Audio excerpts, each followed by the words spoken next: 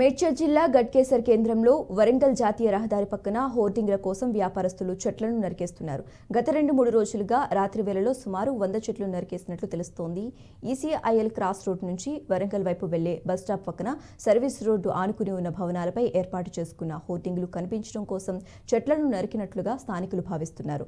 పచ్చని చెట్లతో కలకల్లాడుతున్న పట్టణం ప్రస్తుతం నేలపై కొమ్మలతో కనిపిస్తోంది.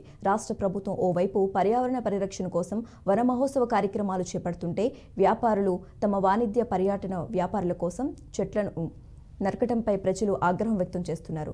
చెట్లను నరికిన వారిని గుర్తించి జాతీయ రహదారులు, అటవీశాఖ, మున్సిపల్ శాఖ, పోలీస్ అధికారులు వెంటనే చర్యలు చేపట్టాలని ప్రజలు కోరుతున్నారు.